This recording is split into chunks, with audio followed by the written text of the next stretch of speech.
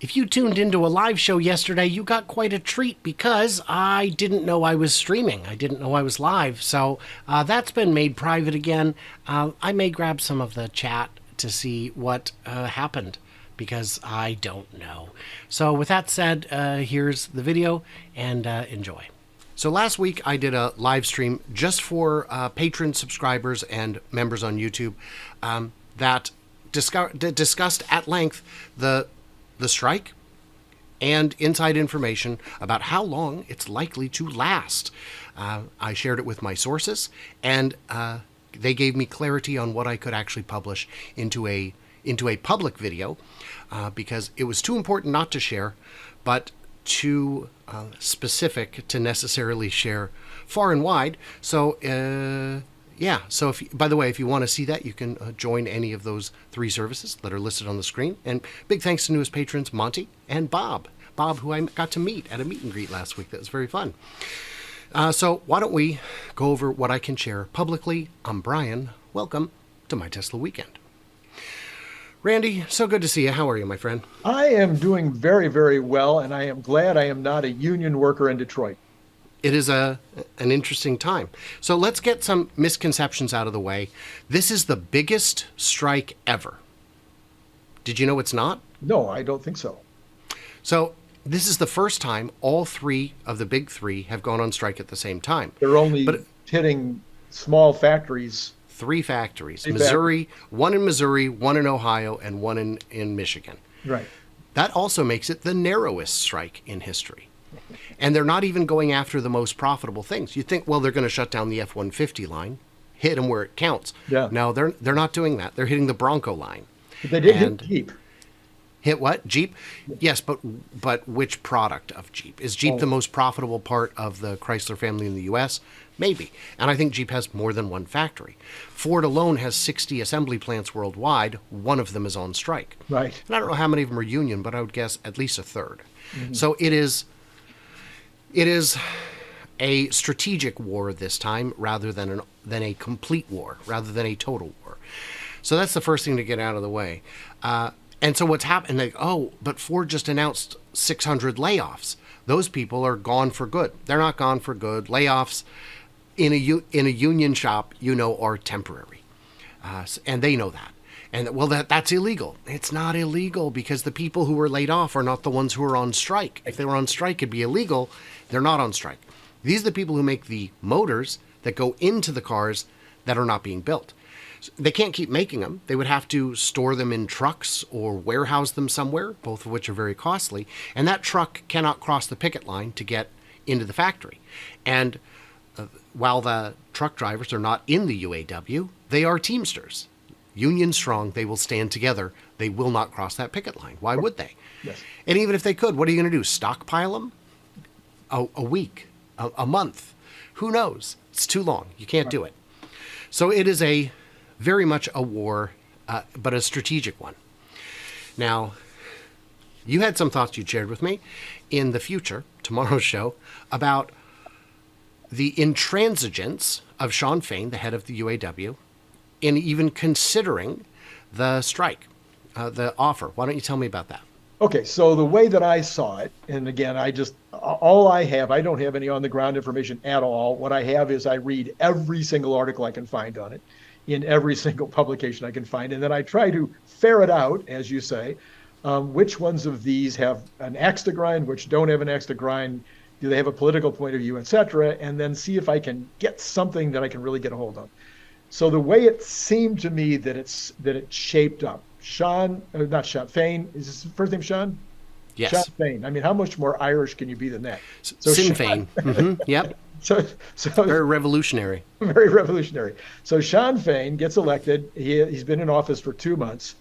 He's got to do something. He's got to prove that there was a good reason to elect him.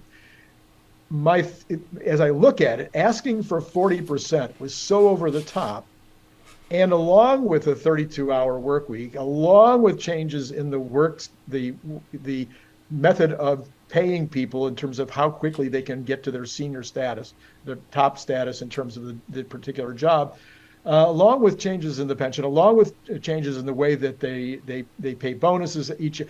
there was so many changes and the expenses were so high that Ford's got an axe to grind. So I'll use him as somebody I think we've all kind of come to think is kind of a straight shooter, said this would double the actual compensation. Well, you can't. And yeah, that sounds right. So so that was a here's what very big ask. It's a very big ask. So let's start with the 32-hour work week. Now, it's 32 hours, but you're paid for 40. So that means you just got a 1 day of paid vacation every week. Come on. That's 52 more days of pay. Come on.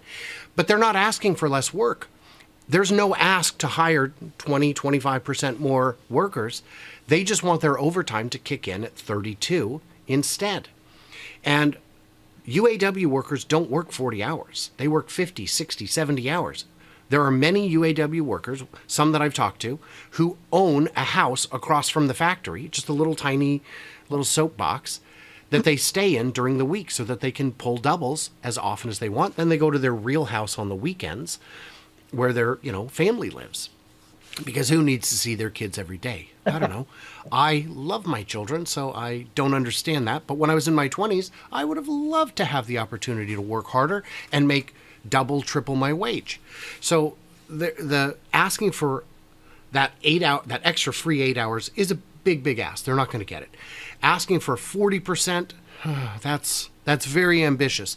Not crazy in terms of a negotiation. You start at 40, maybe you settle at 20, and then they want their old pensions back. Never going to happen. Never going to happen. So if I'm running a business and I have a negotiation, it would be in my interest to resolve it before the shutdown happens, right? Generally. So what did they do? Well, again, according to the reporting was that Mr. Fain didn't even respond to. I think all three of them gave him some kind of multiple. They gave him multiple offers, starting around 16%, I think, and then 18 and 19. I think it was somebody, Stellantis or somebody, might have been as high as 20% last Thursday, or maybe it was 19. I can't remember. But anyway, Fain never responded to any of them until last Thursday.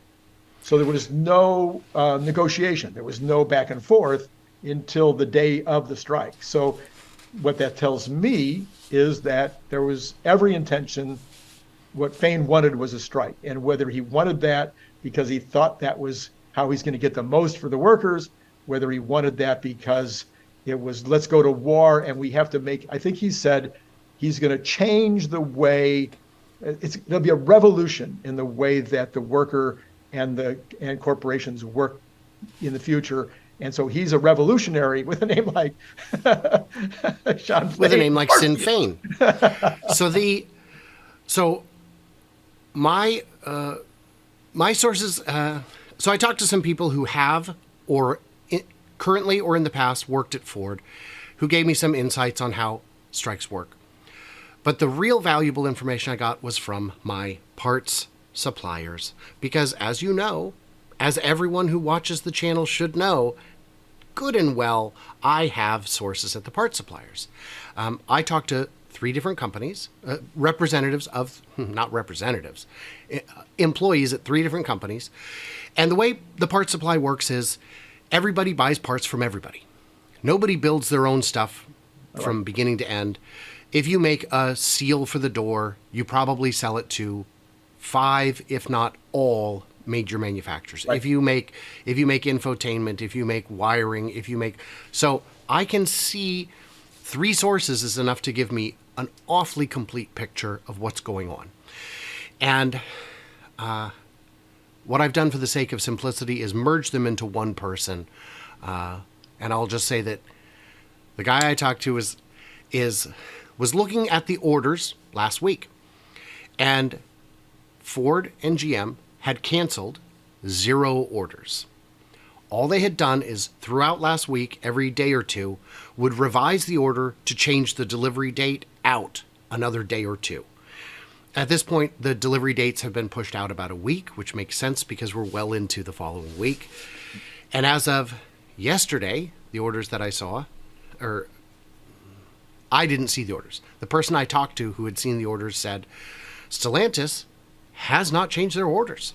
They are still, so they are expecting this strike to end fairly quickly.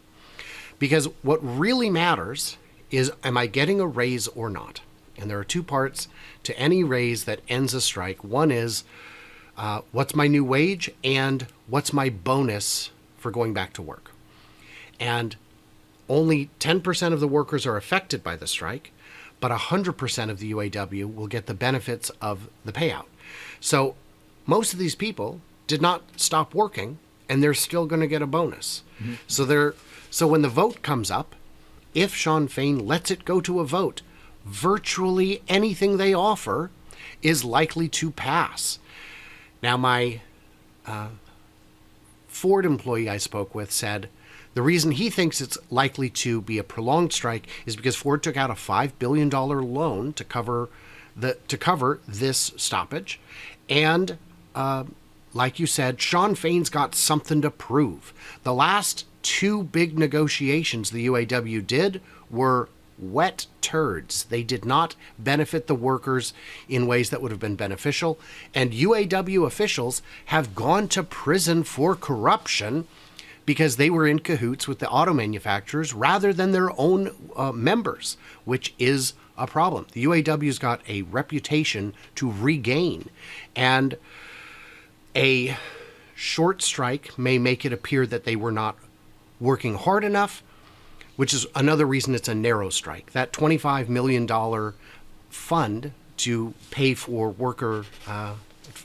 striking workers will stretch 10 times longer if you're only doing 1/10 of the workforce. So they may make this drag out a bit, but it's not going to have the kind of sweeping impact any previous strike would have had. And then you've also got the fact that dealers are still going to be getting cars, just maybe not the Bronco. Now, I did go by the lots where they stockpile the Broncos. They're still full. Not still full, they are again full. So it is very likely that those were built in advance in preparation for the strike, and the workers building them probably knew that. They probably knew that they were building advance units to cover the gap. Because this, again, isn't about hitting the big three where it counts. If it was, they'd have done a much broader strike. So inventory levels are likely to stay high at dealers, and people on the ground outside of those three plants may not even notice a difference. So now the bigger issue, so I happen to be from a family where my dad, when he was in his 20s, I guess early 30s, worked for an electric company making transformers, like up on the pole, and they were competing with General Electric and all the big guys. They were the smallest of the people that were doing that. They had a strike where the strikers went out, and the company was called Maloney Electric. The Maloney brothers told the striking workers, if you don't come back to work, we have to fold up. The numbers you're asking for will put us out of business anyway. We'll have to fold up, and that's what happened. They folded up, and my dad was out of work. So there are times in these kinds of negotiations when the union might have a great story. Fain right now is saying, look at these guys, look how much money Ford's made, General Motors, look, Stellantis, man, they really have been making good money. So they need to share with the workers, and it's a great story, great headline. But at the end of the day, we're in a transitional situation that you and I report on every day, where we need to make the transition to electric cars, and the union is one of the issues that is going to make it hard for these older companies to make that transition. Very, very true. Hostess went on strike. They went to the union and said, look, our bakers are getting $30 an hour, and we can't sell Twinkies at that price. And so we're going to have to cut everybody's pay to, I don't remember, something pretty unreasonable, maybe $10 or $12 an hour. And they said, the union said, nope, we're not going to accept it. And they said, you understand, if you don't accept it, the company goes bankrupt. And they said, yep, we know. But the company went bankrupt, sold for scrap, reopened a few months later as Hostess, a brand new company. And that's why Tesla is the second oldest car company in America, is because the other ones, apart from Ford, all went bankrupt at some point. These companies are in, like you said, a very different position. If the union workers get a big fat like surprisingly large paycheck, what it means is those factories are going to be closed by the end of the decade. That the new shops will open up in other states or other countries and build the same cars for less money somewhere else. They might, it's very possible that they'll say, fine, whatever, 40%, we'll give you half your demands, but you guys are going to be out on your butts in short order because we can't afford it. We just need to get those cars made today, and tomorrow's cars will be made somewhere else where people are less unreasonable, where people will not scuttle their own boat just to see you get damp shoes. It's insane. And we don't know. This could just be posturing, but it could be, like you said, I'm gonna pull the pin and let's see who flinches first. Buddy, we're both gonna die. So let's maybe not do that. So then you do have the issue of whether it will be a long strike or a short strike. And so again, my reading, as opposed to original reporting, every time I read another article, it seems like they're predicting longer. So I read somebody who I thought had a very good history and who had a tremendous amount of knowledge specifically of the auto industry and didn't seem to be a union, a pro-union, pro-corporation, saying, oh, this one's going till at least Thanksgiving. I hadn't any more put that article down that I read somebody else that seemed fairly trustworthy saying, oh, no, they'll still be out at Christmas. And I'm going, oh, gee. So I don't pretend to have any knowledge on this, but apparently there's a real risk when you get down into the warfare part of it. There's a real risk that you have a Putin, you have Russia and Ukraine all over again. You've got two sides, neither of which can give up easily. Mm-hmm. And this is I think what they're suggesting. It's like what can the car companies give up without potentially bankrupting themselves and or setting themselves up for a future in terms of the relational difference with the unions that will be not good. So you have to always think about the future of that game playing between the two warring factors. How far can they go in giving up before they are in real trouble? Feign, on the other side, is how low can I go without potentially losing the next election after I make promises? My take is that the auto companies have a stronger hand. While only 10% of the employees are on strike, this represents more than 10% of the union's members because not all of the factories are union already. Yeah. Yeah. So if the big three said, you know what, close all the union shops, that the UAW would cease to exist and the car companies would not cease to exist. They would have a couple tough years, but the UAW would be gone. And I would be very surprised if that's something they don't know. What they do know is the negotiations are ongoing, and what they've told the parts, whoever's in charge of ordering parts is keep ordering the parts. Push them out a couple days, buy us some time, but don't cancel those parts orders because in the 2019 strike, Chrysler did cancel their orders, and then they had to ramp back up. They called up and said, hey, I need my parts. And they said, great, 3 weeks, okay? Because we can make some of them today, but we can't get you all of them. So those are, and yeah, I don't know what all the parts are. And if I did, I wouldn't say because it would be too revealing of which suppliers it is that have spoken to me on the condition of anonymity. And for anyone doubting that I actually have these sources, I would point out, if I was going to lie, I would come up with a much sexier lie. And everything I've said about parts in the past has proven true. I knew 9 weeks before Lucid announced it that they were reducing production because I know someone at a company that makes a bib or a bob. So speaking of things that you know, and I know this isn't my channel, I should have asked you on my channel, but are you any closer to being able to give us any kind of nitty gritty with regard to Cybertruck handoff? Oh, did I tell you Did I tell you You just off said, channel? you just Did I said, tell yeah, you off channel? off channel that you might know something. That's Oh, I do. Oh, I. So Tesla has a PR department, but just like their investor relations, they don't. You and I don't have access to it. Investor relations is not for us. It doesn't matter if you have $1 million or $10 million or one share. They will not return your call. But investor relations very much exists. And public relations is the same deal. I will tell you off channel, I will tell you privately what the actual dates are, but let's just say it's the end of October. Oh, well, there you go. That's pretty, that's kind of like, yeah, I mean, the end would have to be 2 weekends, right? It can't be 5 weekends because there's. Well, they don't always do weekends, do they? Let me Oh, take a look at what. No, it's going to be the last week of October, and it's not going to be. It's not going to be a weekend. So. Right, you're getting closer and closer to letting the bag out of the cat. Yeah. Yes, that cat should not have eaten it. It's not good for it.